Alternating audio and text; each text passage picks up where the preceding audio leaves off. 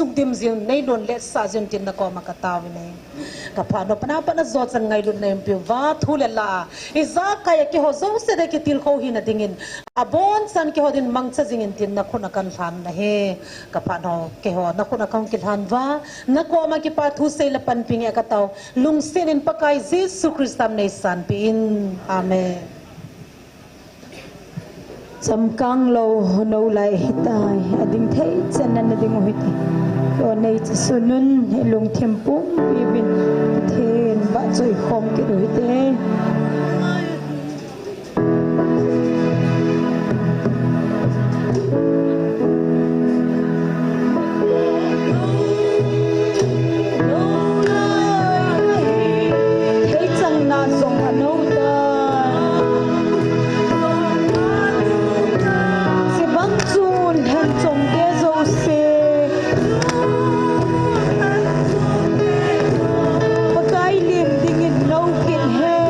Hallelujah.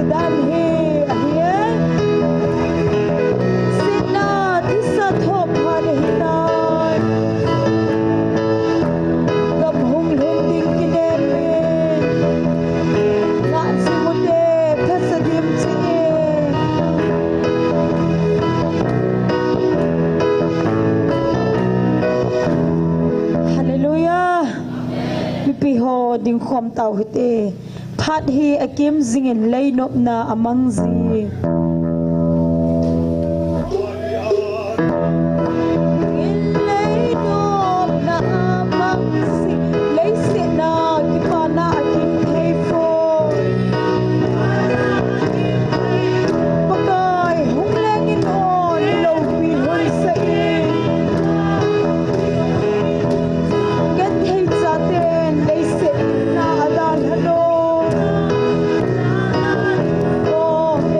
Oh,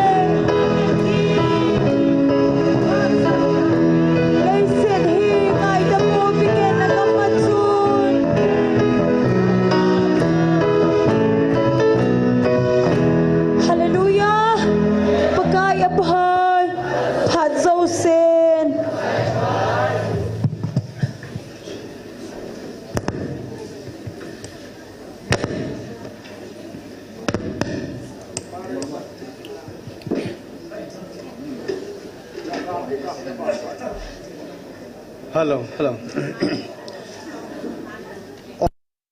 Hiền lắng lệ mi pi họ dấu se bon cha về nikhupai musava hat chung nung pathen thangwa nei pi ve pathen hagau theng thu phongin date 12 July 2024 nia Eina hopi now Bible chang Psalm number ko chang ko le chang som lagup som la segi in sim dong kate bol gan thaya te dinga pakai chu kisel na kulpi a hin lungim lungdon pe na kisel na kulpi a hi pakai chu acham chamin ahung ki phongin thu ahung tan tai migilo te wang chu ama ho kamsa thang kol sunga a o dan su ta ve pathen sumil nam tin vai pi abon chan migilo zo se noi migama chi su ke du he athu theng sim do naw pathen phathei bu pi han tu ni ki man chan na deu cham chain phung dong ka ting taw nei lam kai pi deu he pastor thang neu hiding a hin pathen wa choi la sading he tam chimin mi thum thuma hong kil hading ebe ni ve na chi du he akhat na hi pa ne thang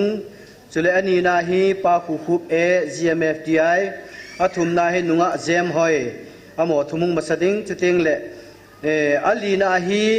uching le ukim boy anga na he nunga ning si agum na hi nu tin ling le aloi ho he chang chu tu nia patin wa choila sadinga minung ki pilut sung cha he chen bon chaven taw na nei ten thina ban na to in sung mi te ho jong lungmon na lamon na pathena ko na achan na diun taw na na gel do he ten bon chaven taw na nei ten taw chai na hi ke ma man taw chai na ning tange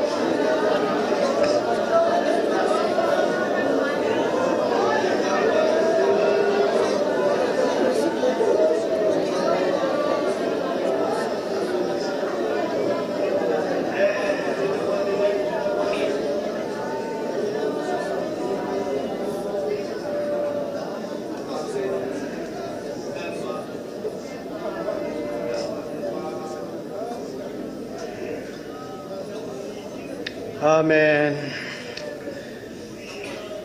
Ni zagup le ni som ge chan. Anga tau thedinga en puijingu hat chunung pathe nang kahin thangwa ve. Pakai tu ni zong namina ka kiloi khom na wa thagau me hat ta ka ti kong wa. Pakai kanam mi teo thagau mong thai tam pi hu do na dinga mi hitam pi zong nei pi divin na khuna kaung kil hanu ven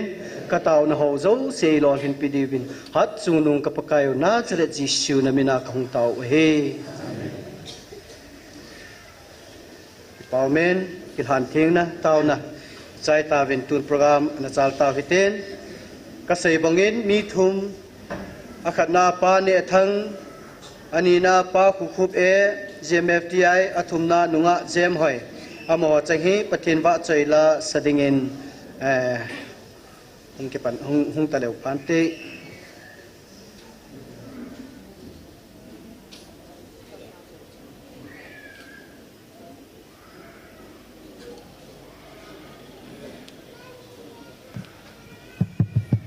Hello. Pakai buat saya dengan hin khu tui pi ji kan saro no mene.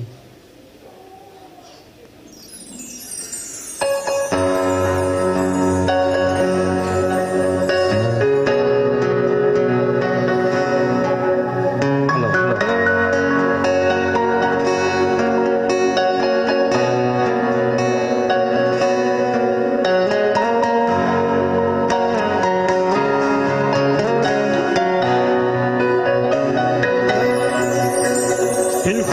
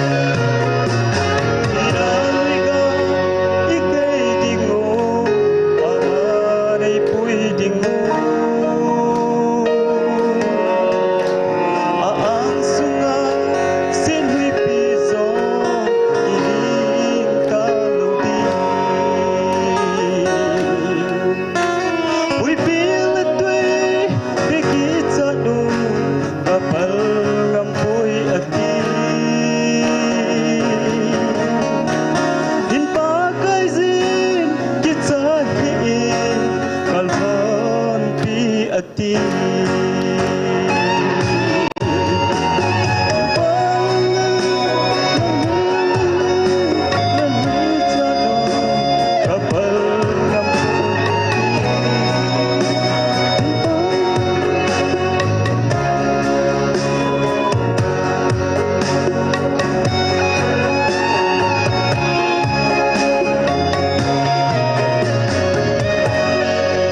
patay butang kay pa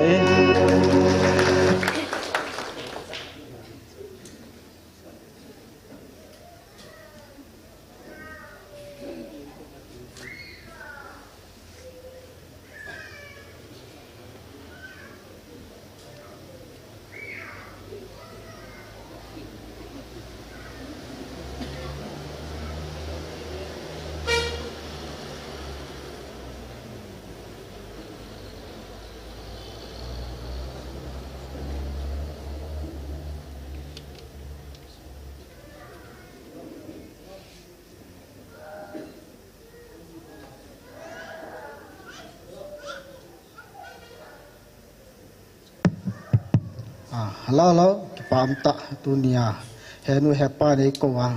dunia. Patin bak joy thi denga. Hilai mana ding thea. Ama bak joy thi denga. Kom hi. Na henu le hepa patin le. Henu le hepa tu le. Supi unena nu le pate ho. Eba ama bak joy thi denga. Na ho lung sit ka chan jalin. Patin hinga. Ki pa thu ka si masai ni. Ai le tôi ni em cho tang se talwin ka sa den le pathen ni na sen ti la sa ne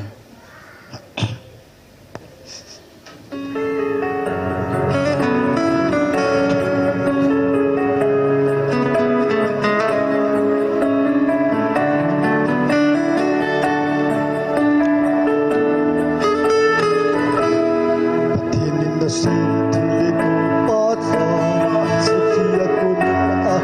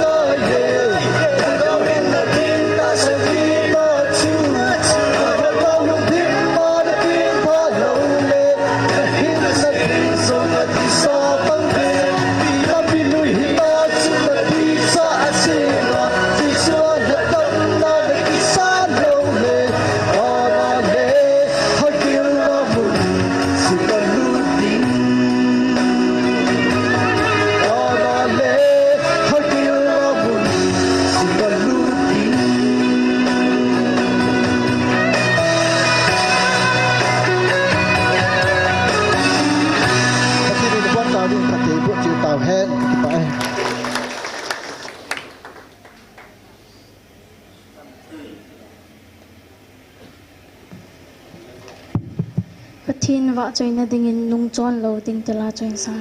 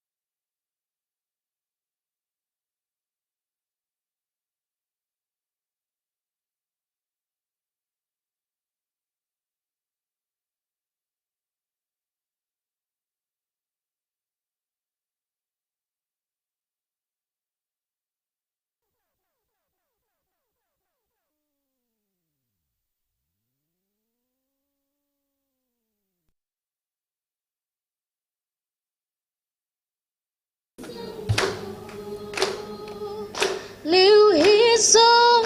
lên nung trốn lâu đi nung trốn lâu đi nung trốn lâu đi nung trốn lâu đi Pat thêm vô beta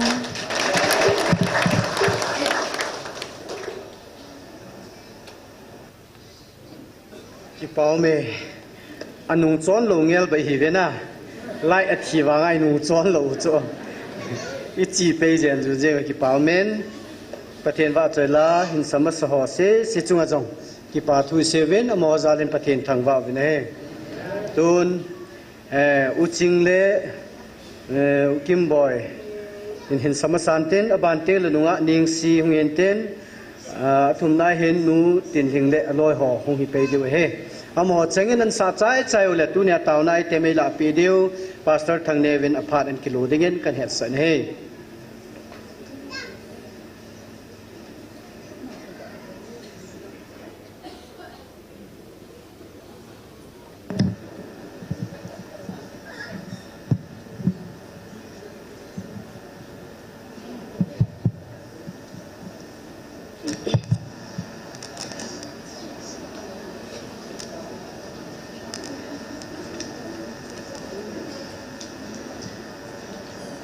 Hinni khosim dan ti la kan sa de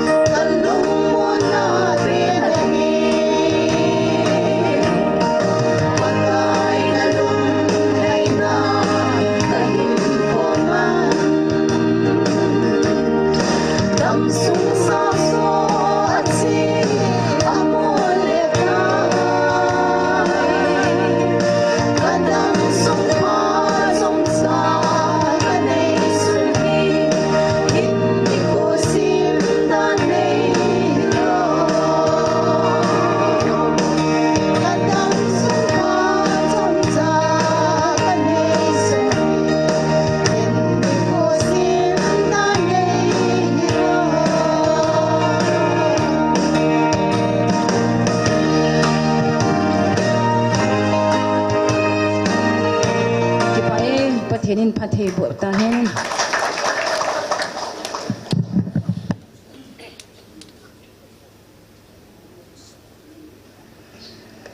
lahi ni va dinga chu umahin ahin la nunga ning sile nu tin hingi thaka kan ni da nu he amon chilanga he nunga ning simena khat ne ki thumo nu tin hing menai khat ga ki thum ki no le program go pa phabe sia le ani ba ti ka le amo cha khat a hi ve to he la khat he ding in abon van sa kho mu le pastor thang ne phan an kila dinga hil chit na kan ne he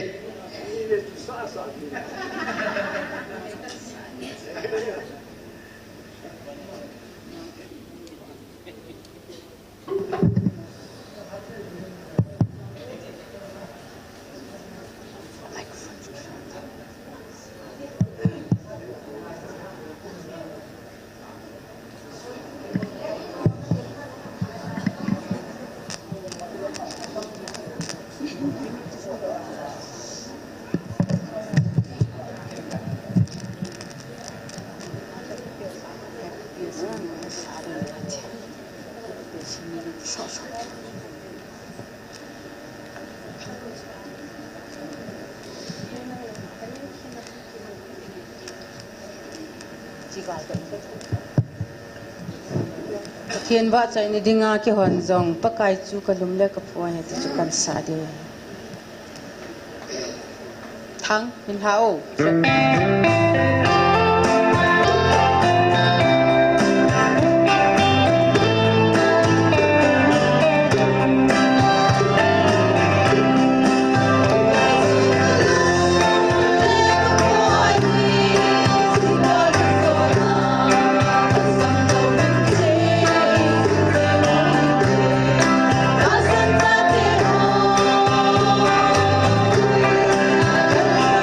để không bỏ lỡ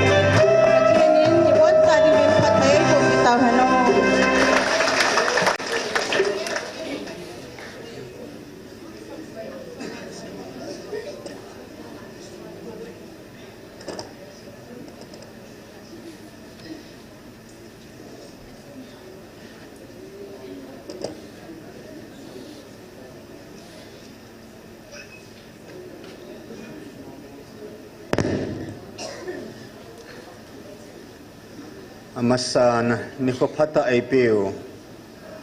ti dam lu dam na ai pi wa thi san thazung ti ba dam na ai pi wa il haga bo jong dam na ai pi wa tu ni chan ge ya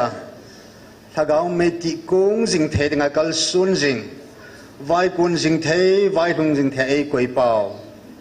ai het silo ai mut silo ai het su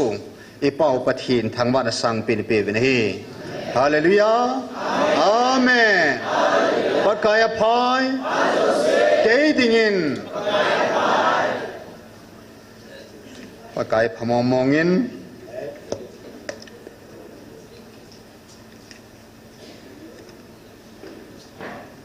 tu chung pathin kumni hung balta alhaga wa evil now sunga hen mi ama sandan la dan chum hin tinata san ho sunga jong hen a hin point tam jong la khalani ka sei no min ke ma akunin bible ri thu sim na ki simen pathin jong au me tiane kita san jing chana hi ahin la tu chunga konin atha bia pathi au momongi ti phot sin in amma tan vanui khang tu simanum khalo zong git talo ding pakai jen ka nai ti thagao thing jong lo bangin gel ta win nam sangwa ikamuwa chun pathino me isai su keve sim su keve degree on sangta ten simna ve ai wangin ta san na en kam muti yong ne yo inam sum anom tapo ta san na il hadai gam ta win ngai lu na hadai gam ta win tu chung pathin hagao tu pu na ko na phat chompi pin ho la khat na chu pathin wang pathin he om mong ti phot sit na amma ta oi na kam sang hong ki phum ta ne hallelujah thil simo sama sima hin om zo se yong amma lu om khat sa om poi ti phot sit na in pakai vantil itiven koi ma mukha jang impovin athu simine simna ve ahin la pakayin Van Til ho jong mong nai ti vat sa nai Michael Van Til jong December 15 2023 hilai mona nga amun ei sa pi ben tu sungal hi Van Til ei sa pi mong ve ti phot sit na in hilai mona hi chimit ta hin ta samit mong jong mu theding hilai mona vai nong kilang ta na hallelujah Van Til ho jong mong e ti chu a phot sit na hilai al hagau kilon hilai muna van tilo me cham za ma choi ati kiu hiloven e wan imit ta bin muta bane van til kilo thilaleng bible ai ni simo Beelzebul ai lo le dragon sumang van til iti ho ai cho jong sa thi simo amina ki zilu chu hin ata ham hilo ham ti ho apot silen nei po na hin la tu chungin pathinen Beelzebul thilaleng pa Eve Adam le Eve ipinu mi masa I Wilhelm hanu ama hem la pa cho satan so Beelzebul Eve hem la chukei ka hitin hilai muna ka mong nai Eve su satan al hem mong nai ti pot sinain al hem la pa ma ta hilai ong ki phung ta na hallelujah idang mongin hi chola sim tu ni hin tu hin hum chi sim na pakayin van til gilo ho dinga da mun si ma hin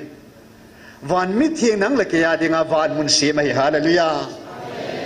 van gam sang mong it van lengam pathin lal tu na mun thing le a lengam mong e van mun su ti pot si nain pakai jen van mi te ta wa chelai sa ta ve hallelujah chikal wala pot chin hoi ai hol diu ham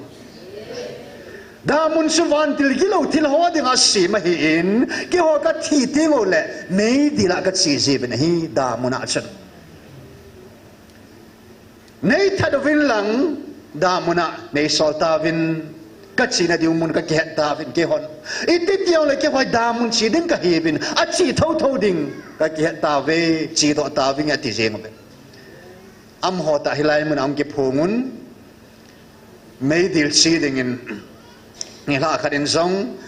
lengam neo cha cha hyong le lengam khat le khat a ke do vin ka thi ting le ke hoi mei dil chi ding ka hi ta ve ti hi a pho chi na ai ho ta in mei dil hi a sat ding dan mina mu thei ding in I cha te niu nunga te ni ta sa chu zangin mei dil sat di dan ki pe ding dan thu gim dan pa chu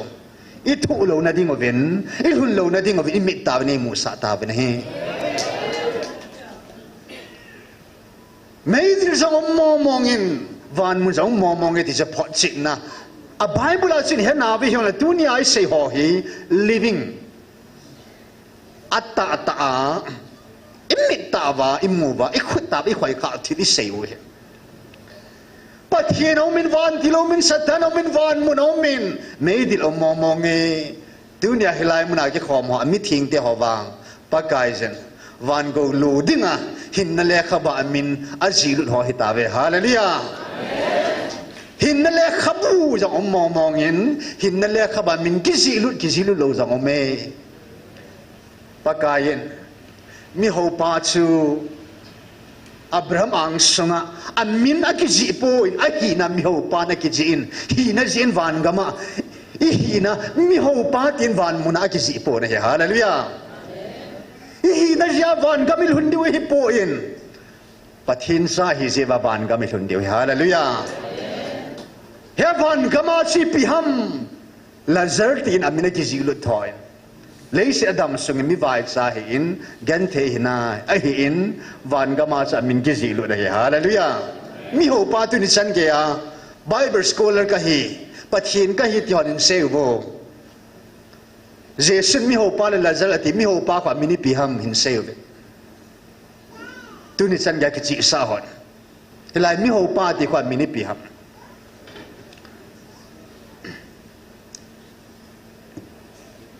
Ani na chun tu chungin pathinen anam han mo mong hiu phot chit na in wa nui koi mana phitia villo ei hon na mei vilvin anam han hi na phot chit na kini na be hila ei vil go do zong hilo ei vil lo dim zong hilo an gun zong hilo tu tua ei vil lo hitai hallelujah asu hita cho anam han Israel te avil banga chu anam han hi na phot chit na momonga a o ta ai vil lo hallelujah chikal wala nam la hi na phot chit na dum lo adam ga holong se mu hi be ta chan ichon phat ja jong hilovin pathinin sim tila ku na e hon nam hi anathan sa na hi ta na hallelujah mi he mi lei se tul a keng to al ho kha ma sanga wa noi athi sanal hat do masanga jong pakain e hon nam hi a building al handing a cha sim ding wan go lu ding a pakain a lo pi phung do ding a pathinen an han san nam chu I hiu pho che na o ta ai velo hallelujah a thagau ta ai velo chu chi kal wala pho che ding dang hol hol jong na chen lo ding ai vil nu ma oi za sa no ma nam lan ka hi poi na ti te te le zo sei pa na hita Israel te ho in pa khang in pa in Zave Jehovah El Shaddai kitho Elohim kitho minin na anatong Aile his Elohim su Emmanuel patide umpive Emmanuel Joshua yon Jesu itata hu himpu Jesu min na antong kitai Hes amma ta chu Jehovah chu Jesu min pang panin Joseph chapa Zeda golhang pa ta samina muhan tuni chan gin atidanamin amma chu ko ya hi hello jevin atai tomovin apito na pangun adawdal na pangun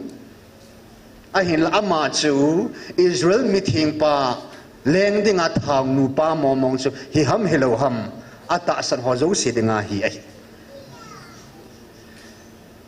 dunia hu hing pu je sui tiu atisana in han do pau ti ti pau tuni ni ko in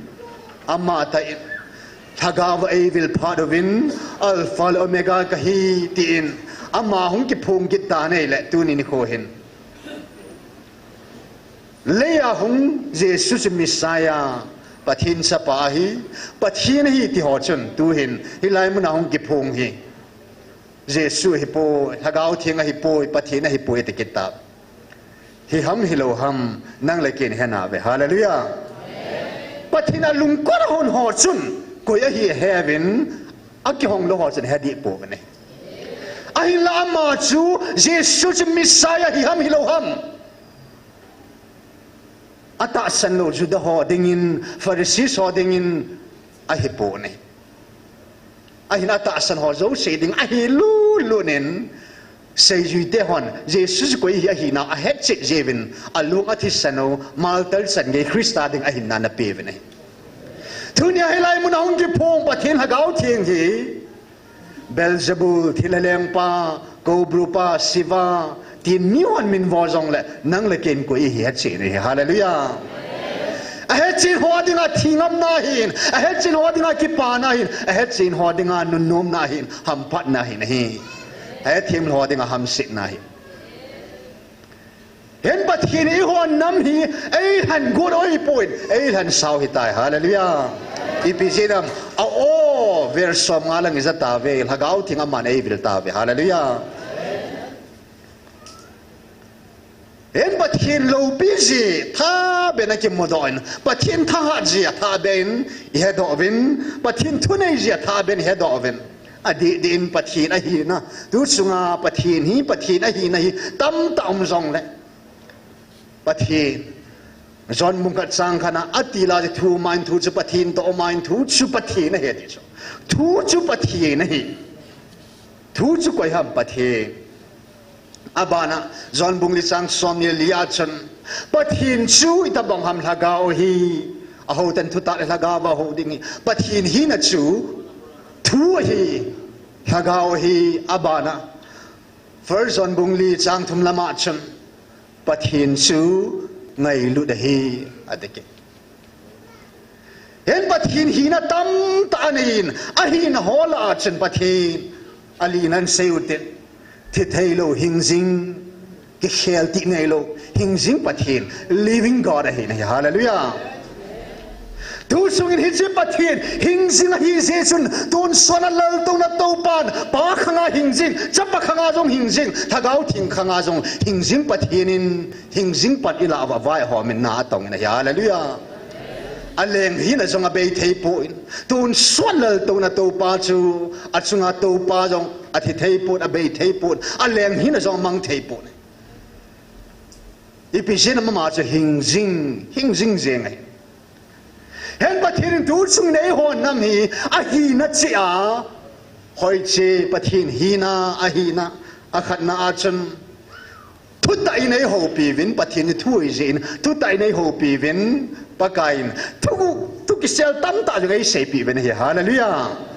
hilaya ke phung pai pathin mong hi ti pho chin na thu ta ngana seya thu ho sei chu inam sung vai ni kinil boy ho nam ki hilo va nei pom pi kinil boy na o Trinity het sit lo jong pakain ei hil chen ta Christmas imang mangovin Psalm number ni na achan nang ma kat sapa nahi tuni khwa hi ke man nang ma ka hin nahi this day I have begotten thee tunia hi ke man ka hin nahi tu sa ta sa pe asu ni khu kha chom me itiu cho ahin hichin ni kho ni dan mi hem chapa hung na ni kho chu an ni dan ani kho koi man hepo Bible akiri ko lo je jin koi ma chan ni hepo vana van ti hon song a sei po in van mi te nga sei kha po in inam sungwa van nu ya hin min khat cha pe jong he po an nam lan hi na pho chinan pathin thugu thu ta chu December tarik nga bang sa pakain tuni ni ko hi kay man ta sa ka vil naw ni ko cha hi ti na hallelujah hallelujah pathin hello mo mo nei point thuaw min ma zo se hesu thuta pathin na hi nei hilai ke phung pan a zo sei mo kha lo tuni san ga ama se hagaw hi zin tuni ni ko in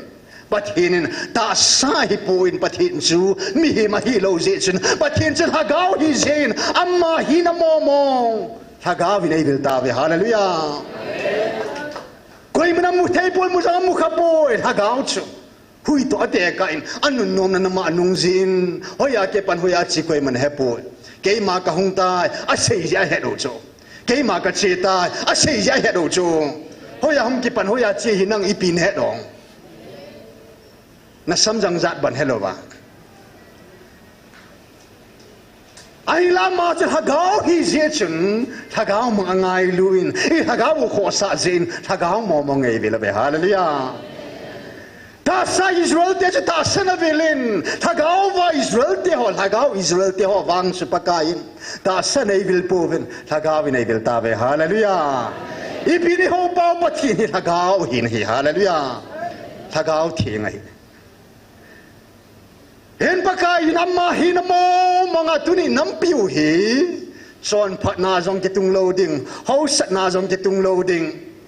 ชีนาจงกิตุงโลดิงอีบอทเห็นหอวังกิตุงโลดิงตุนี่ปากกาอินไงลุนานันน้ำมกตุนดิงไงฮาเลลูยาอันน้ำขนาดซาฮีเซวินสิได้หอน้ำฮีสุมินจงกิตุงปนเตไงลุนาโบกิตุงดิงไงฮาเลลูยาอีเจมที่หัวเป้าปัทยินฮีอามาน้ำฮีตาเจวาจูอามาฮีนามอมงาไงลุนากาเลจอปีดิวไงลุนาอีกามมังซาปากไอตุนดอปีดิงโอ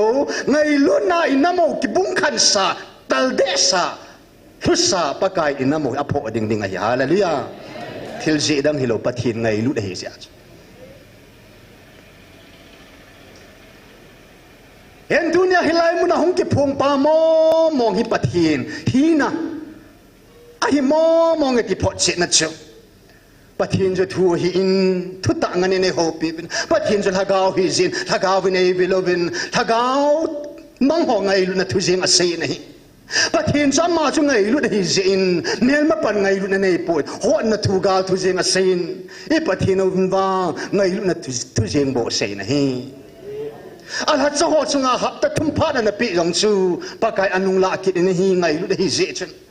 อันนั้นดันเตจงอานี่สองกุพาดปีหลงจูอนุลากิดนี่ที่สนสูดีตะโปไงลุได้ฮิเจทุนิสังเกียคงไอสนลุงเดสนาอามาปะเทียนตาหุงตาอเดมาดูดาหัวจงปากไออังไงลุนลายนี่พาดปีเท่าเท่าวินอีพีเจนัมคงไอสดไงลุเทมแฮปปี้เทมกุตูเทมปะเทียนนี่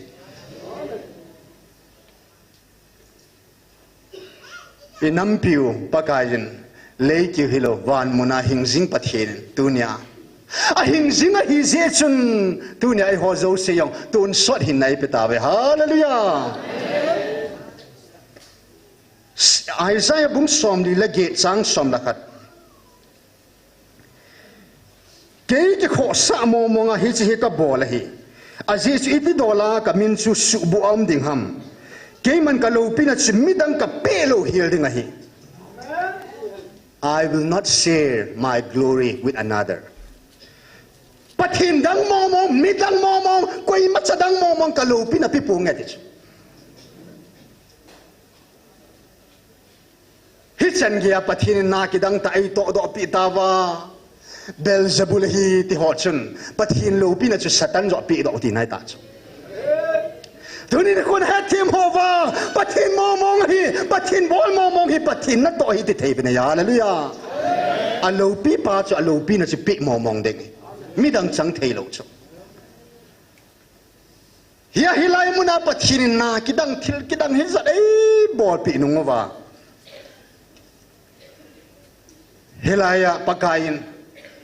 โลปีตาอากิพนนาเนลชินักกิดังทิลกิดังตั้มตาไอบอลปีนุงว่าเบลซาบูทิลเลงปาฮิสะเตียเลยสิทิลดังอากุนสะเทนลาบอโฮชันตุนินิโคหิน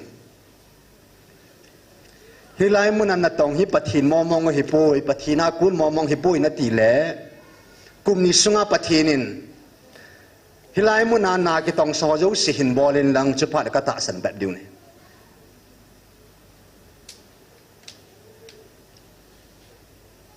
กุม kum ni sungai nam sungwa til so ki dang zo se le hilai mun thinga til so ki dang ho zo se le pakai na to ho zo se til so zo se hi mei hei te la tin le sa ding van til ki ho nan kan tom ding van til thing ho ga lo nan sat sa ding hilai mun an ni ko hi zat hi program na sim ding mi hi zat hi za sagi hing de ta ni ko tao sa boy nam lo hela khat la khat ki boy lo hela ki na lo hela ki tu mo lo hela hita bang tao na program hin nan gun do ting le pathina kun he kan ti du kan ri bep de chi lo se se chun na to ki to thim be nin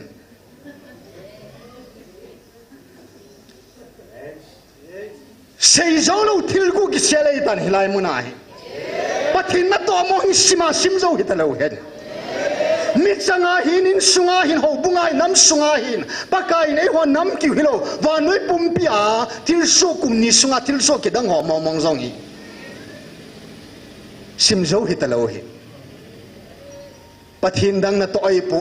belzebul na to ai pu in thil ha leng ho na to ai pu in ha chung nu hing jing pathin ku ki nam pi pathin Israel nam pi pathin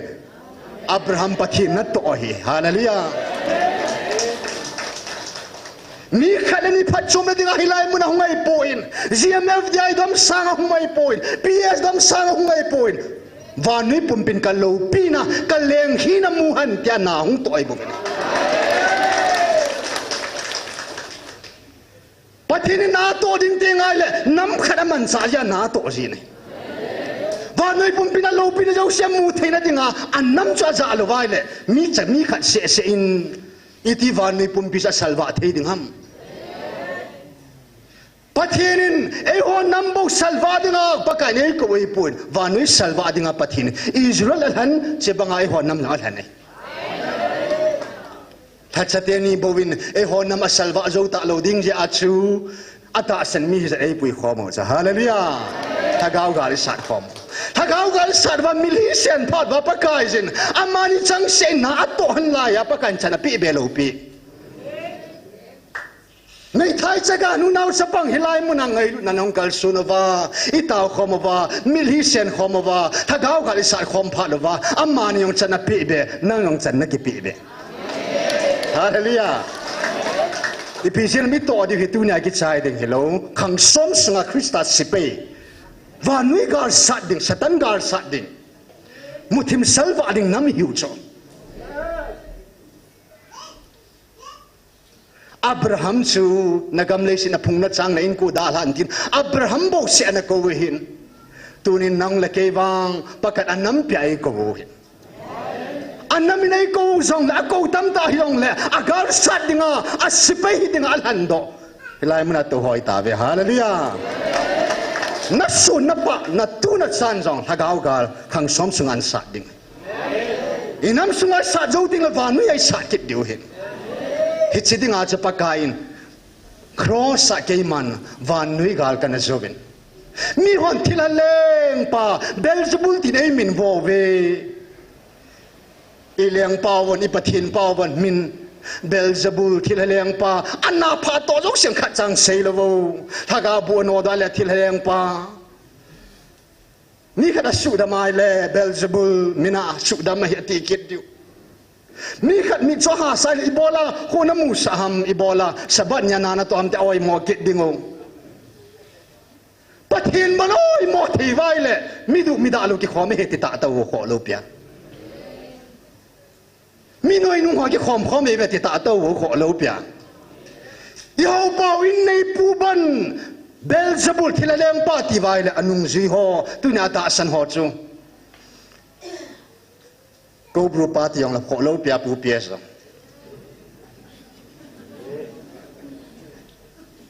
kho lo pia go bru party yang kho lo bis leile ban simpa pathin ban atai tom ngam ba adem ngam le nang si dem kham yang nei lo pi so khot kham yang nei lo pi so na van pathin ban dem ngam nil ngam dau ngam sehim hochen gul si sun hochen hitchen ge a chu ka se la thei vai la chun e ho chunga ha diu mong hi ai la bakai jin e pe do naw mun e do da e dem ho ding am ho zo se ding in jong ke ma in Beelzebul ti ai min vovin ke ma in satan lengam Beelzebul chu ke ma in kana zo vin hi cross ati na hi hallelujah dunia zo hilai mun nei dem naw nei pe do naw nei do dal mun naw nei tai tom naw mun hi se mun ma ma hi ka mun thinga hi nang ho dinga thagau gar jong ka zo tho de hati ne hallelujah thil haleng pa Beelzebul chu leng zo se leng pakai je suin inam piu thagau ga le zo pi de hallelujah dunia hilai mun ang ki phong pa hin ke ma pathin ka hi hen vanuin hen ka nam dei han te yong he han lang thil haten no ata san a ki thing ta ve ong ting le athile ta be te ta bang ki thing hi zong le hon pathin gingo han lang thil pha bolo han lang ka thupi ni do le ti super kain ei de wi cho che ding a chu ko na he cho hen tu hen e bon sa ven tu la hin neo him ngui diu vin agam sung bo rok le nam sung bo rok le ai mo sung bo rok yang hin tin ipijinam diabol mun yot kha ziu ipijinam hung sajap ta koi mo na ding hi de lo na ipijinam imut chim talo ipijinam imun hung su zia in him ziwa yung ngui ziu ta cho hen tu ni ko in atha ben pathin hagao wang tha wang zong hiloding chi na wang zong hiloding Zerubbabel hinga pathin thu se bangin ke ma hagao wanga kitung do de hetin hallelujah hin tu ni kon helai mun hiti chani ta wang wa jong na sunga pathin hagao na to lwa ke khel nam de hivet thatsa tenin pathin thu se lon wanga chu aman mi pin tha sa an lo chu asunga na tong jol hagao chu thatsa tenin mi za da taw pi lon wanga manin koi ma su dam han lo pe chu pathin na su dam ji he chu thatsa tenin van til kilo ho ka that lo ni tia pa kai mina thu pi lon wanga chu aman na tha hai lo chu pathin na tha hai chu ya chi hilai muna ori no la alo pi chu pathin hi in pathin na to nga na hi in pathin thil bor jing hi in mi he mai ki ngai lo dio hi hallelujah pathin bo wai ki ngai dingo pathin ai ta san hing set dingo tu ni hin atha ben ik su hal thena dingo vin inam pum piu hi kel ngoi ching khat kel ngoi ching sang som sang la nei ta be christian hi ba konen tun jong sang som lang thingin ti asang sang thing nan ti kel ngoi ching le kel ngoi ching ho ze in inamo ki tung do ta ponte ki niam ta hi ben pa sar ho ji inamo ki sim phamo mong ponte ki niam ta hi ben a ki chai tai kel ngoi ching phapi nai na yo athis nai na hat do ba tunya thaga ba e vil pau i leng pau jesu kel ngoi ching pha jesu wanga inamo hong ki sim pha de ngai hallelujah ho bung hong ki sim pha de ipijenam ho bung nei pa ma he bo cha hallelujah ho bung sang ma he bo cho na pa sol pain ti chan bat khat jong mi li bat khat jong ho bung a dinga a cho do kha lo ba sen kha lo athis sana ho bung cha do chu jesu ai hallelujah ama bo ama a hi bo ve koi madanga hi hen tu ni hen tha ben thagau thing wan ba khun nem thil danga ki ngai po tin pathin ha ga bo ba ki ngai o tin pathin o bo hi ngai o tin na pathin ha ga bo wa ki ngai o tin hi chin ha ga wa nga chu ngai lu hung kun do ji hi chi ba ngai na mo ki tung ding ngai je chun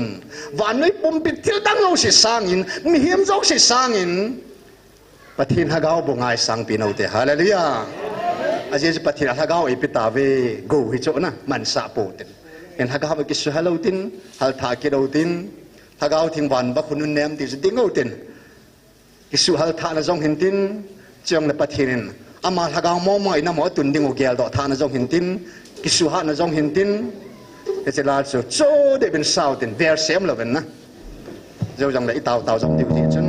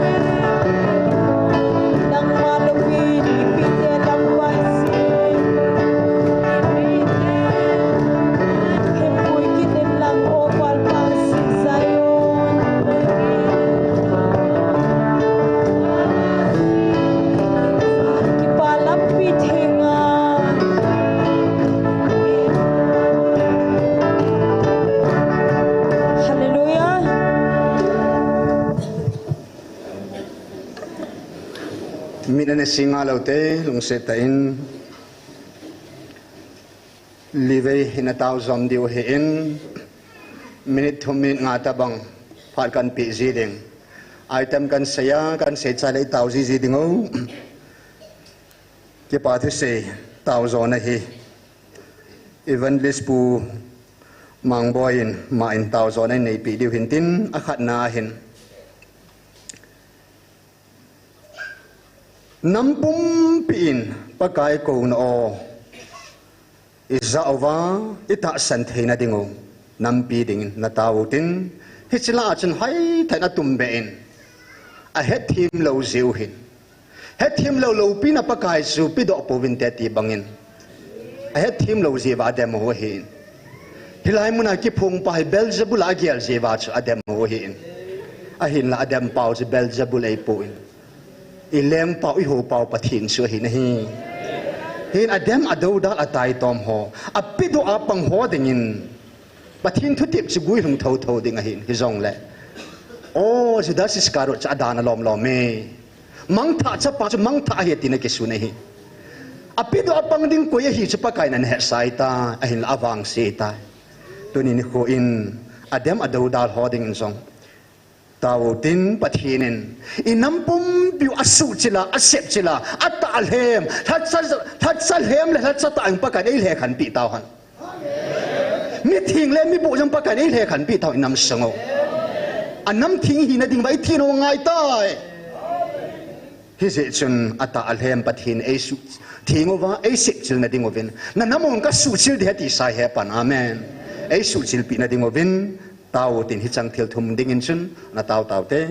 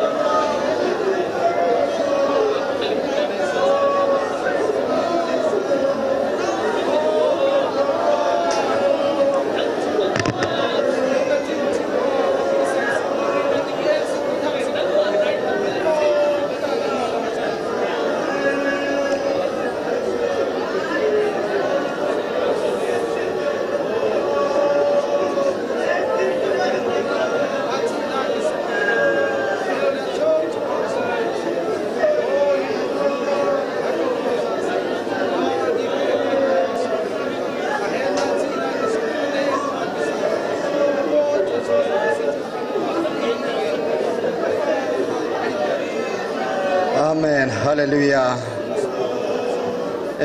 ilunggila ba anataw sa mountain ilunggil zo ba anataw sa kirautin ani na dingin namsunga pagkain tu ay piho isubulit hay na dingo adi anako tum namlam kai hohin abana haulat sa hohin abana haus sa hohin pathinin ke khat kahibang no khat hibin tin kipum khat thirin tautin thagaw manghang santagan na gahudo theina dingo tin hat sa ho ngan siin ki akun ngai lut na ki chowin ati bang hat sa ho ding tautin chule haus sa hon pakaningan sinaw gam pathina thing nam thing hi diu ta jin ei ho sung ki hilo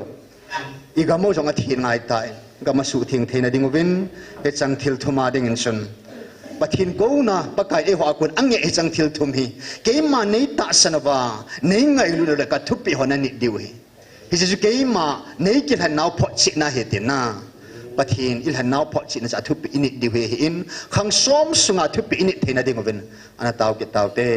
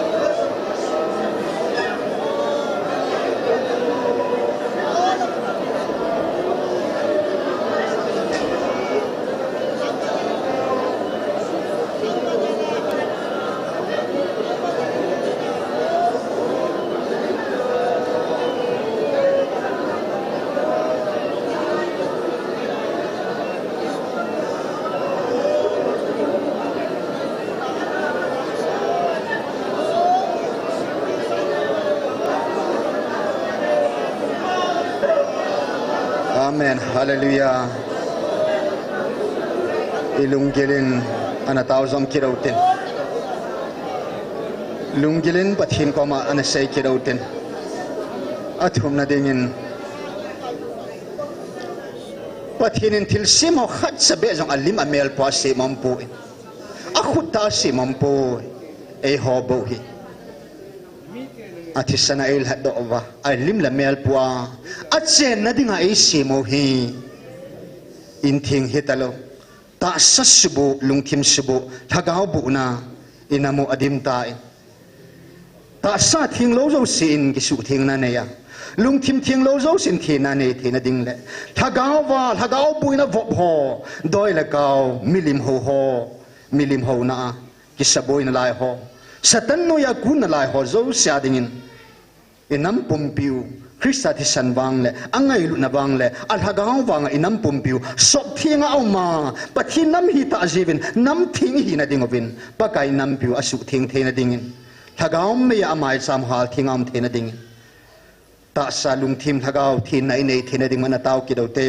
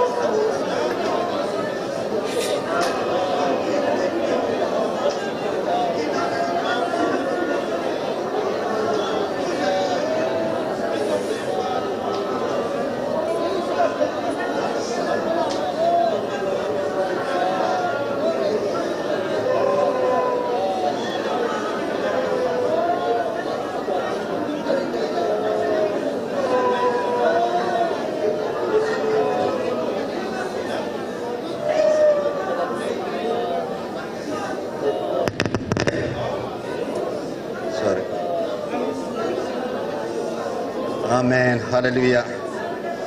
Ilung gile na natawzom kidote so pite ho. At say na kipathu say tao na nanayotin. Pagka isin melmate melhete khutnuya kunin. Susong hilaw tisan sua lun kang sa dinga. Sahim lung sang banga sumang ding ay nagungte ako na. Ay lahat doova. Ay puy doova. Ipu ipaw na pisa gamting. Gamnom ay luta zebin kipathu na sayute. Ay puy do zebin. Israel te pakain ta sa kanam atin ay hova. Kanam lan yung atipon. Hagawa kat sa ay detavi. Hallelujah. Namchun. Pakai bo pa melbu het na mel het na bo changhin chawangin go lo di heti hallelujah wana jong go ilo diu lea jong go ilo diu heta hallelujah hizin hiteni je chun ki pathu seutin khang som sunga pakai phatna na to ho zo se sumilowa malai Israel te hoi pakai ka sumilowa le kaleo hi ka danga be da na ti jeng be nahi ak ha sil ve tunin wa ho ka sil khal hi zong len kalai sa ge hezing na ge tin tau te pakai pat na sumin lo dingin na tao tin even this bumang boy in tao so na nei piu hano tao ki tao te ki pa tu sei tao na amen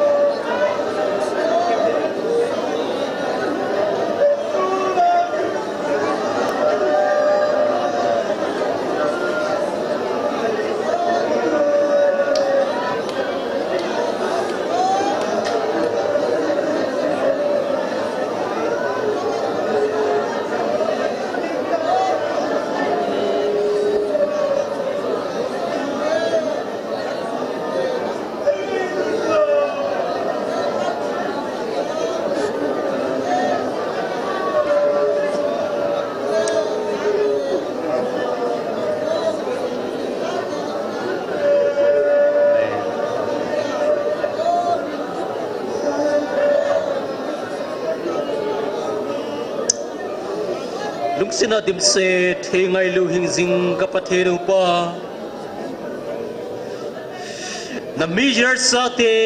nang man izip ka ma ko na kanan gam la pui lung banga ki ho ko ki jo sa te zong pakai na man chi na ding muna ko na na man nei pui gal kai zuwa zuleva ham namun tui theng lon namun hui theng nun namun nang man nei pui lung ta zalovin ki pa thu se jin hallelujah tin pa nang makan thang ba ne he ding la pakai garja thigam dinga ka kia lai wa zong nang man ke wa dinga gar sat hat pen mai kar vanti lin gale sat pe wa tuni sen ge za na ho do digin bidang nam na git pat data he neti wa na ho ki mai to pi da ke ma ki mai to pi neti ta zal nang ma ka thang ba ne he dunia kambem be ma ki patu sei khom thia nang man nei koi zan le nang ma ka thang ba ne he dalung sina zara tu ne ki patu ka sei nau le ka nam pum piwanang makata san khom the dingule nang ma hingzing pathe nei na kata san va nang ma ti ka bel khom the dul lam sup ka taw no lung se ta pathe nei bo pidiu ngai sana o hing pu ka pakai Nazareth Jesu Christa minan ko ma ka hung taw bo he amen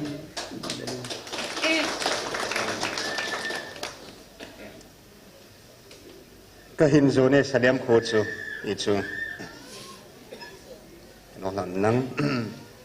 nung lam ngai ta lo ding malami no jing deu he hallelujah gel do ding ni omen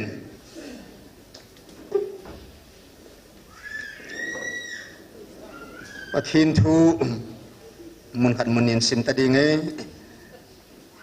ai ta nangai jutin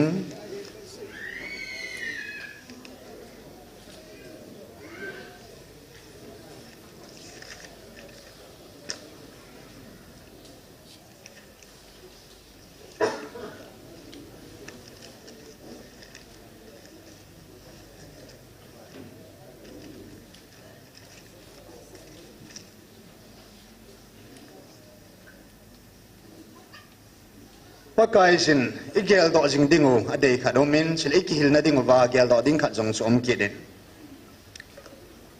heten ichu mun tam pim jong le mun khat muni tabang sim katin sam number som segi la segi chang som la khat keiman lung ka lung gil ta in pakai thil bol ki dang ho chu gel do ing ting ahize nang ma thil bol ma sa chang si jong gel do tang ka te hallelujah na thil bol a bon san ngai tung ting thil ki dang na bol chang si gel kho in nei tang e wo pathin nang ma lam pi cha thing na hi e ho pathin banga lo pi chu ita bang pathin omam thil ki dang ta bol do chu nang ma na hin mitin vai pi la thahat phung do ji nang ma na hi je pakai Israel te kanan gaman pui do phat an pui thung phat in sin an pui do ding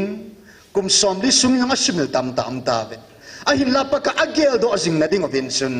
mel china remember the Sabbath to keep it holy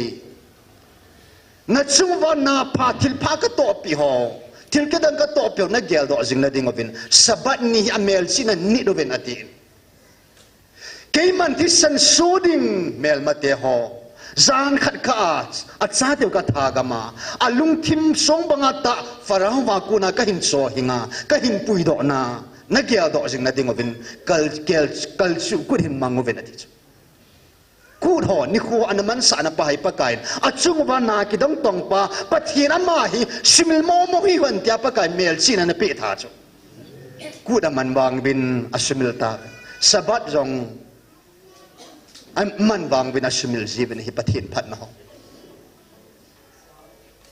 pakai sin lol le ai nei pi amo in sung chu pakai kinung hei hi bin ti chu thupi e hi in a hin la Lord in nei pi sepidita luga chunan Satan remember Lord's wife Lord in nei pi su gel do vin ipitiong ama chu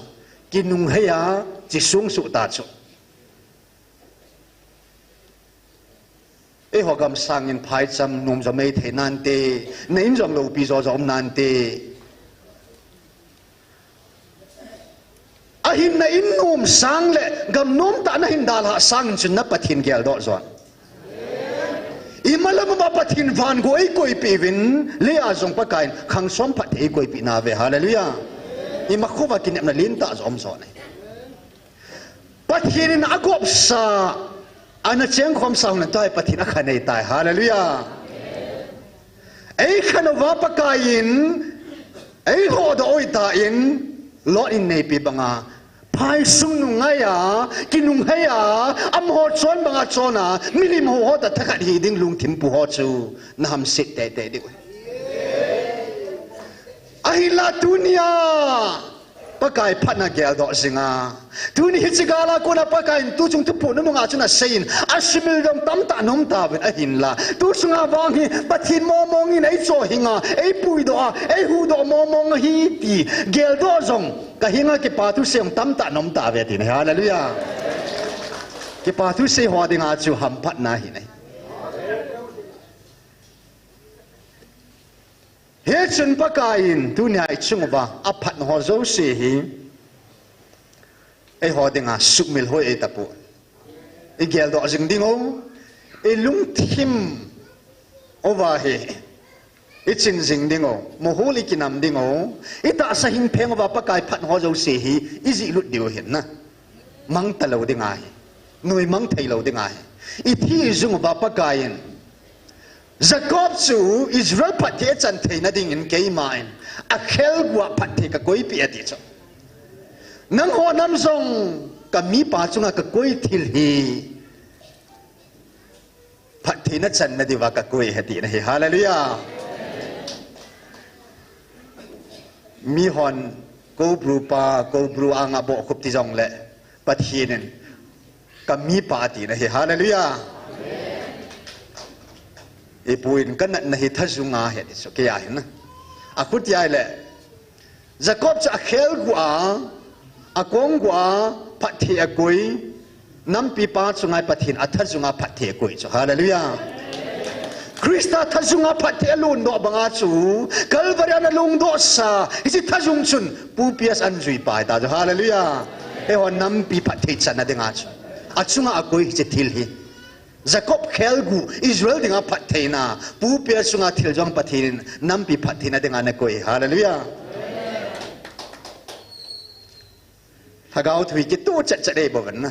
ata san lo ho dinga ki tu mo che che ata san ho dinga ki tu che ki tu che ki tu che ki tu che hallelujah van kam chan ke ki tu ei bo ve ki hon se lei bo ve a yesu pathina lam pi cha ma tan ei hun piu hitan en tu hin til so tam ta am jong la tu nya hi pakai phat ho zo sia vela sumin lo hela tu ni lang khan gel le hon so pete ta sagala jong mi thi tam ta om ta athi ho chu koi hilo isu pi ma ma cho na inam chan pi ma ma cho athi ho jong tha ben gel do ten am ho thi bangas nang le kyong thi ding hi bo cho a hin la pakai e cho hingoven a phat na thu a ngai lu na thu a o iza thi na do pakai e na hung hoi o hi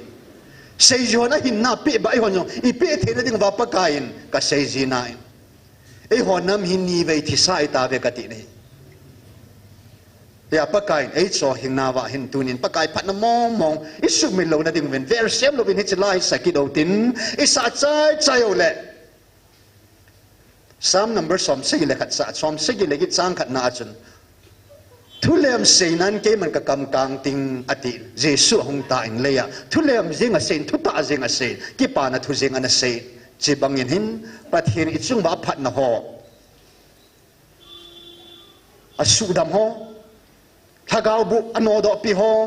ama ta hunga ka to kha dam na ti ho hilai muna gal masanga aina lo ki hal mga hilai muna hunga lumon na di ta chang ho pakai thil phpa talan ave kanda na ki pa na thu ho pathini chungwa ai ma chang cha pakai hilai muna thu sei dinga thu na pe ma sat pin cha ha cha ten cha tu mai ta po German Dr. Hagen gal muna ka man cha na thu asam jang khat jong ai ta san ka pul sa pun ka jum su pun ka din pe a phot che na in anadam lo sang akhut ka za dan se han a sei sa nahi gal muna ka man sa dan se han a sei sa nahi ka to kha dam na mu ve ki pa thu sei sa vinati nahi adam hon na ki pa na thu na sei thei di we chiong le gal lai ta in lo ki hal mang nunga tunia lumu na di ta ki pa na di ta kinap na di ta pathina dong panjang nom ta ve ti sona pathina ku na ki chik chana pathina ka dong mong mong tai ti ho a sei no mo minute ni thum thum ti ho na ke chi ka hin khu chi ka hin ka ki ti ngai lo pe pathi e het chil so ke bo cho sei sun ka sei nai pa kai mi het chil dan dan chi ke ong het chil ka cho koi ma ka hi nam pia dinga i ma ka hi lo phachum lo ka hi pakai nei het pathina dinga ki pithing ka hi pathine het so abona ji lai mu na i tau ting ngong le a si se na ka sei ngai lo thodan na tu se ong la bona chi cha ma ka sei ngai pakai het su na so a point che sei u den na ti che dinga chu phat sun mi ni thum thum sei num tan tan ho dinga phat kan han de hen na pakai phat na phung do nong kam sei do nom tan tan ho dinga phat na pi de hin tin tu hin ver sem lo helin na de ngau tin pha dom lo tlang ngai man thau thau de hen na khat lan ni ho in pi de hin tin minute ni thum tu hin ka hin zo ne salam tha chu ti chana tu nia pakai thi san swalun kang sa dinga athi sa ta banga pakai e cho hin naw kel do na in ki pa na mong mong in lai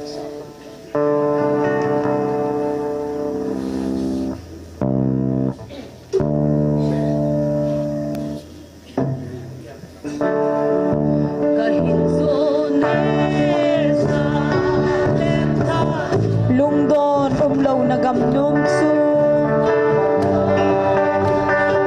kinemin kahinsun sige pagkay kay di nga munong na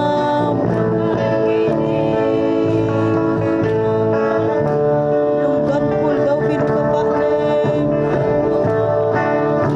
kabakay na laysin lahin bankam kay na nang pong nihisin banlal pagkay nayda hello seni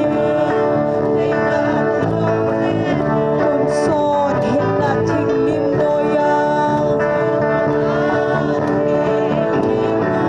ban mithing ke chu alengui sit kan thaisin ay sui sige nay sumilo zenin pagkay lungdan mo daw bin kabane kabakay na laysin lahin bankam kay na nang pong nahise banlal pagkay nayda hello zenin hinna pagkay kahin bele kama lungdan may PSC banle laysit kahin o nang lupin hung so ponge lungdan mo daw kabane kabakay na laysin lahin bankam kay na nang pong nahise amen banlal pagkay nayda hello zenin kama thina soldan lenin nanggal hinagamba lahin bangam kahunghun so nadin o man thagaw nay puy hungin lungdan pul daw bin kabale kabakay na laysin lahin bangam kay na nang pong nahise banlal pagkay nayda hello zenin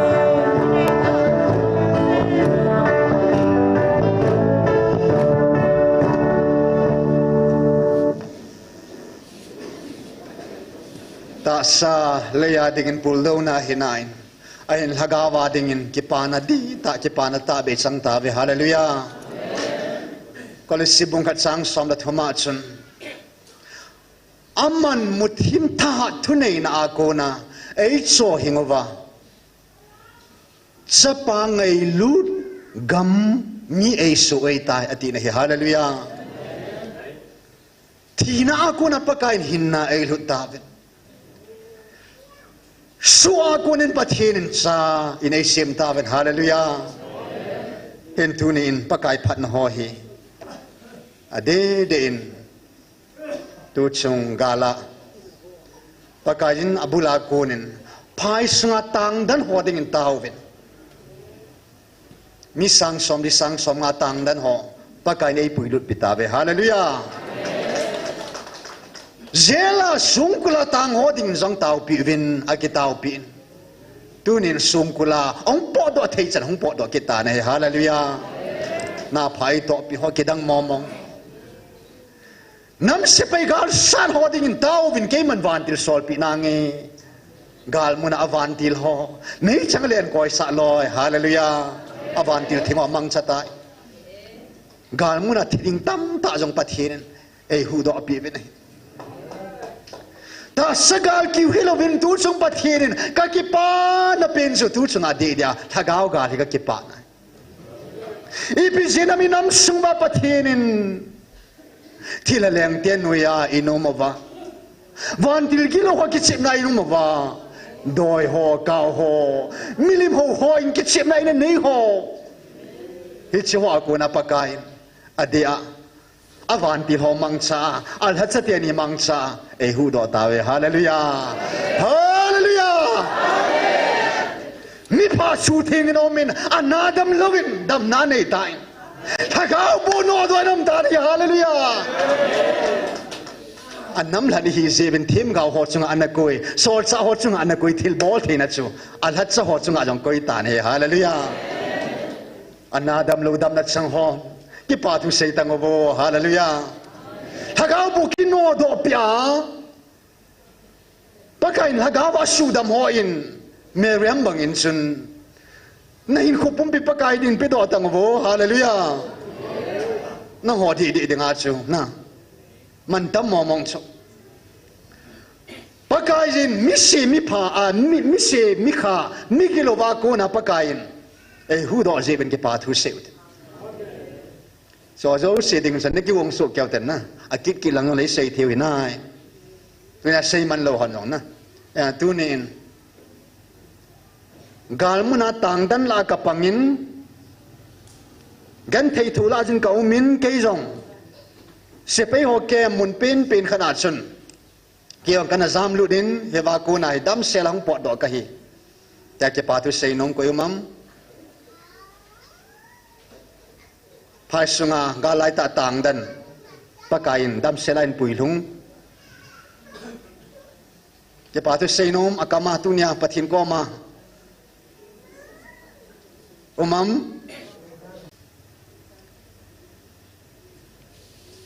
tuin pathinin avantil ei vilayo hian lang ato kha hian lang pathin hagawin ama ta na to kha dam ho hi jong le siang le hatsa tenin atang na ako na pakai na sudam ho yong le na nai pinat na ham ke pa thu mi khat ben hong se bole adam do ho umam am na ki go lo jiu me the he na phot lot tabaki ko doi ji dam ke chun ka bel han nom ki jong su pathin achunga phat no ho chu gel jing chun na ti phar yong len seo ki ti le sei the na ta ti dan ke hin ke lung gel chun eng e pathin jong chen chen nan tin eng la hichlang si si all in ball tau ten na ai le ha gaung bui na na vo ma aum sa ho hian lang hung tha ho hian lang ministry am dan ho hian lang ko hi jong le ha gaung buin asu gi ma hung dam do ita bang ha gaung na ball ham chele ipiti hung dam do ham adam na thu sei nom ha gaung bu ho akon omam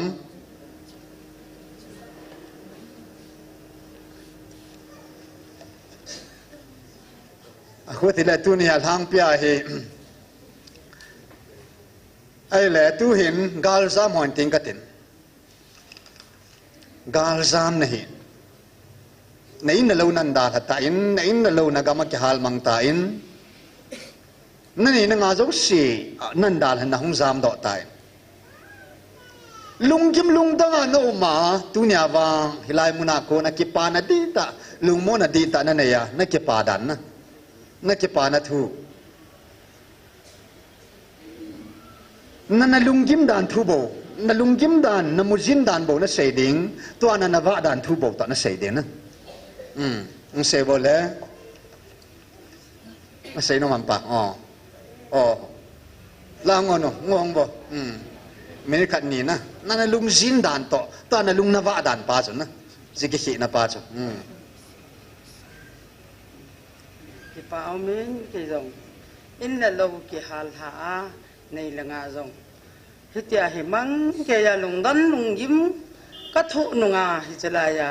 pakai krisa ka kisana lung mong ta akom jin ka ki pa in pathen ka thang we hallelujah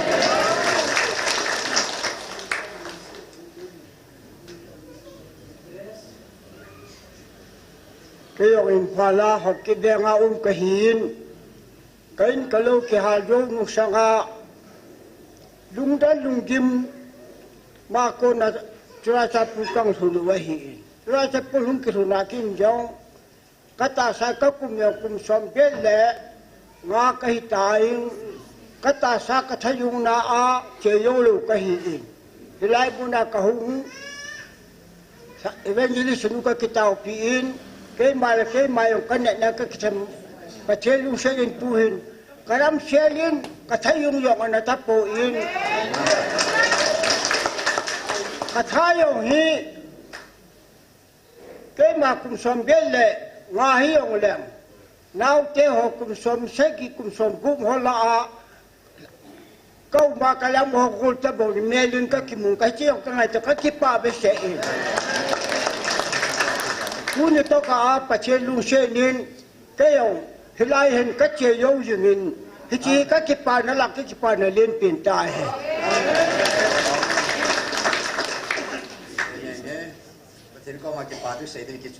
kakipa kayong saral hislanga kahibin kanay ka gozo si kaathanungin lai la pathen o kazain tu ahi pathen za la lung mong le kipa ni lago sumilai ko kamanjin pathen avel pelin kahin thang pa kakipa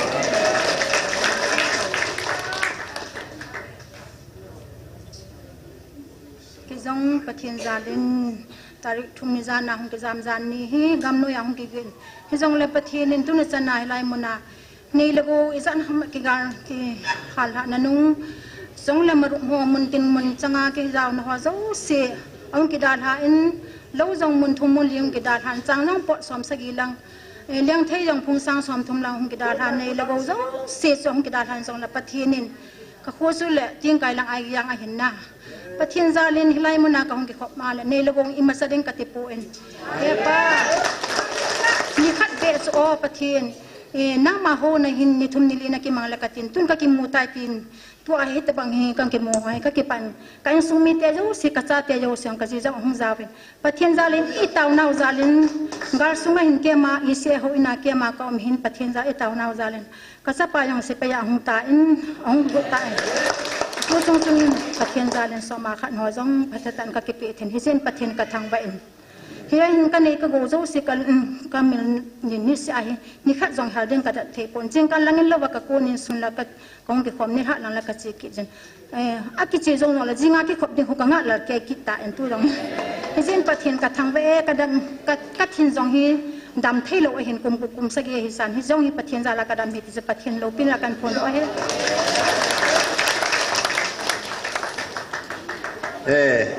ông là nó hụt tiền này nu tiền hết sai nên bỏ tàu tiền na ông thong tan na hung tam cái pa min cái dòng cái pa na chu nhiều chắc phải dòng là cái say no min cái hồ dòng hi hồ chế mấy thầy tọa chèn bom cái hi viên cul bung quam lang mấy thầy tọa thằng nào cái chèn bom anh này quam tì ron quam cái hi viên để thì nên hạ cho cái bôi bên này hiện tại cái hồ đi để cho gà đi dòng chỉ nên đi ngâm lo kia ngà cầm lại hung cái da mà na làm cả hung cái hung hi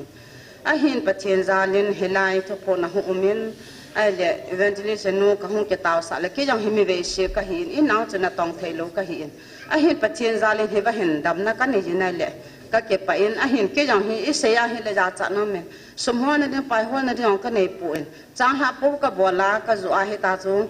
ka ji ka cha ka va ka cha te sukul ka kai sa jing ka le gang chala chang ha cho ka zo hilai mu ne ul salung le wa kan dal ji hi isaya le ja cha no me chu pathen lo pi na hi ปัจจุบันก็ตาสาอดัมสาหิตาจังหะก็จะอากาศสกุลกับไก่สาเทียก็เก็บไปแต่ปัจจุบันพอมากันกูนี่ก็เก็บไปเกี่ยงกี่หัวหิมาพูดรำกับหิบิงมาพูดรำหินาก็การลายองกับคู่กับฮาลตาลองจุกสู้รอกินวินปัจจุบันสิ่งที่ข้ามสุดเสียงเลยอาบานาไม่เห็นการลายองหินี่ขันหิก็กังกิโตลวินลีจานาต้องขัดกังวินลีจานใช้คู่อ่ะอาบานาฮิกังก็เกี่ยกษัตริย์ปานุกันดัลตันกษัตริย์ปานีขัดแล้วไงนะหงหิเกี่ยวกับหงเดียกับเจนไรมูนีคุณลังกับแบบนี้เลยกับท่านุ่มจริงไอ้แล้วกับหงเลยแล้วไงก็หาไปเสียเสียจริงเงินได้วางเงินช่วยปัจจัยลุงเสียเงินที่จะบังการนี่กันชัวที่จันกีฬากันหินาปัจจัยลุงเสียอะไรจะไปมุนากังวลที่บางฟ้าก็กิสันก็กิปาดอย่างนี้ยี่จนสลายกังหาปัญหาใส่ก็ยองกระดำตานนี่ข้าลองสลายกระดำหมดนั่นกระซ่าเจ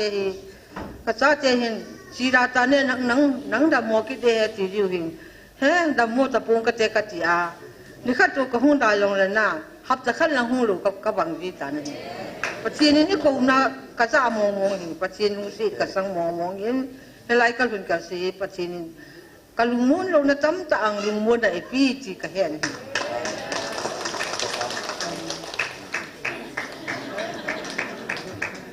ป่าพัตันเตพัตันเนี่ยตอนนั้นตัวตัวนี้ada denganพาจงถึงตาอิน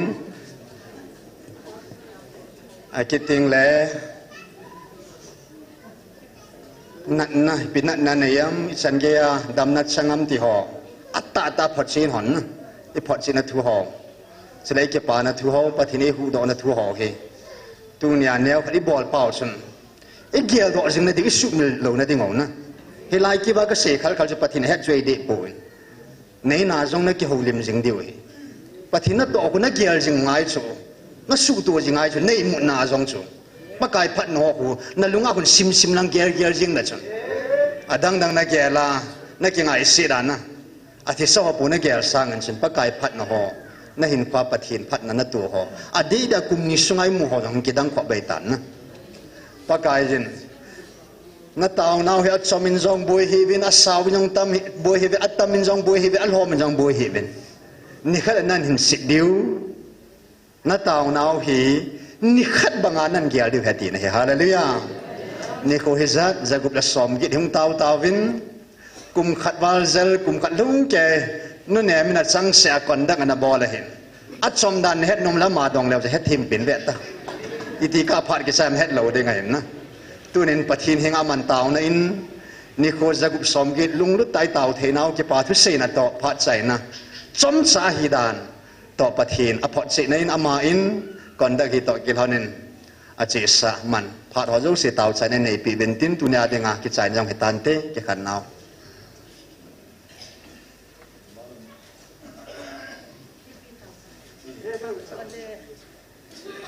ตาวเต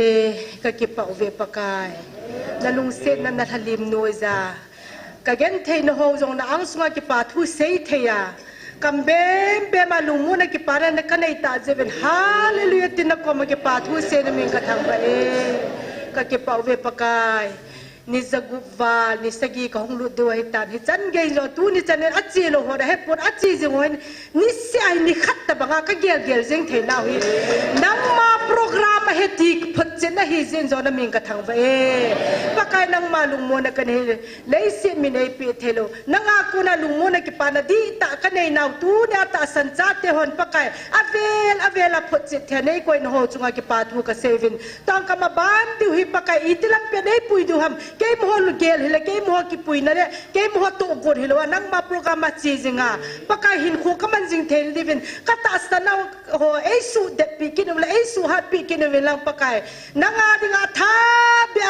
ตูเนี่ยตูฮับตะซุงสุปากกางุยนั่นแหละทุสุละสุก็เป็นจีเตวเลยก็ตัดสมีหินาวินกลุงเกลเอโซวินก็ตาวนาวยังอนุมจงปุ่นฮิจงเลยตูเนี่ยท่าตาวนักกันเอวะท่านักกันเอกินว่ามาล้ำหินควาดิงอาปากกานั่งมาดิงกัลทะเส เบียนั้นนี่คู่จงพัดจงในปีนอะไรดิวิจอนความกตาวินเฮกับพานัวปนาใจจังเกนลุงเสียนจาลามาในปุยว่าตองกิเขนตัวดึงไก่ตาวินดำในปิกินวิลาจีนุโคเตเลนังมาบะจอยกัลงะเลยล่ะนังมาทางว่ากัลงะเลยใช้สู้เกดิงดำเทนับพัดเทนเรื่องกับมาบอกไอ้ปุยตาวินตีอาตูกกิเขนกูนวันจ้าโน้ตาจงเลงปะกายนาอังสวากิปาทูกเสวามานาดากไงจะกระทุ่มโนเสพัดเทบุปีดิวินเองไงลูกเป็นหิงจิงนาซาเรตยิสุคริสต์นามินทิงปนาเนงะกะหงตาวเฮอาเมน